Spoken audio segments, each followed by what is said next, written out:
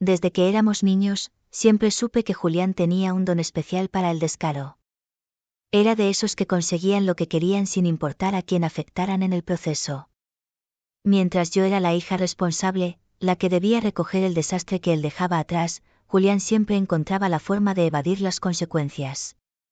Mis padres lo justificaban con la misma excusa de siempre: es que él no es tan maduro como tú, entiéndelo.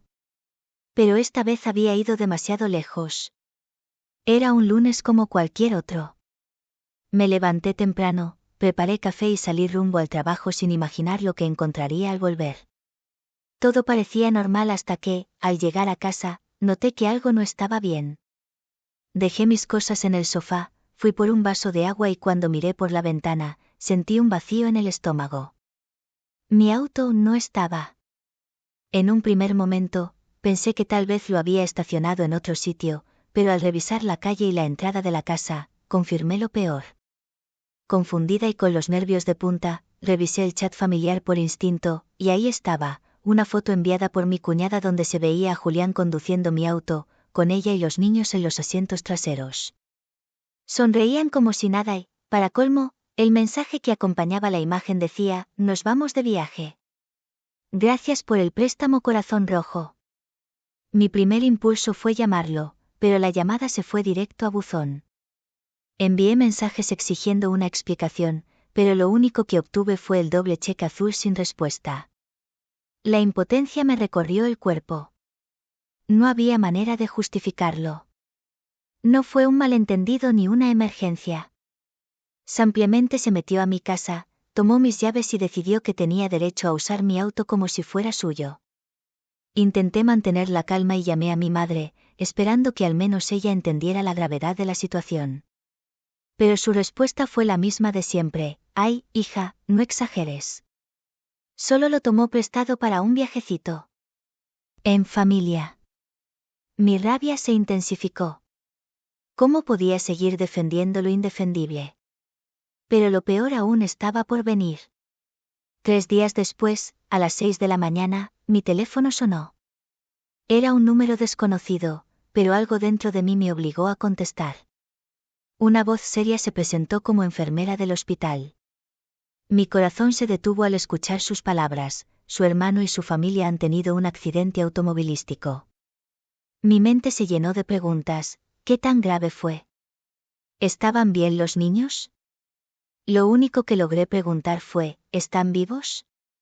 La enfermera me aseguró que todos estaban estables. Julián tenía un brazo fracturado, su esposa un latigazo cervical y los niños solo algunos moretones. Aún así, sentí una mezcla de alivio y furia. Lo que había temido se había hecho realidad. Sin pensarlo más, me vestí y me dirigí al hospital. Cuando entré a la sala de emergencias, encontré a mi madre junto a Julián. Su expresión no era de preocupación, sino de indignación.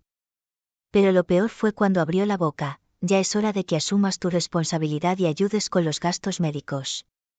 Me quedé paralizada. ¿Mi responsabilidad? ¿Por qué? ¿Por qué tenía que pagar por un accidente que él había causado con un auto que me robó? Miré a Julián esperando alguna señal de arrepentimiento, pero lo único que hizo fue encogerse de hombros y decir: «Bueno, el auto es tuyo. Si hubieras estado manejándolo tú, el accidente habría pasado igual». Mi rabia se transformó en determinación. Me negué a pagar un solo centavo. Y cuando él insistió, llevé el caso a la policía. Presenté pruebas de que Julián tomó el auto sin permiso. Él trató de alegar que yo se lo había prestado, pero la evidencia era clara. Las autoridades le impusieron una multa y le suspendieron la licencia. Su esposa, cansada de su irresponsabilidad, se marchó llevándose a los niños. Sin familia, sin dinero y con problemas legales, Julián apareció en mi puerta días después. Se veía derrotado, como si apenas entendiera la magnitud de su caída. «Lo siento», dijo con voz apagada. Pero yo sabía que no era una disculpa sincera. Venía a pedir mi ayuda. «Solo necesito un lugar donde quedarme hasta que pueda estabilizarme», intentó decir con un tono lastimero. Pero esta vez, yo había aprendido la lección. Lo miré con calma y le respondí con firmeza, no. Y cerré la puerta.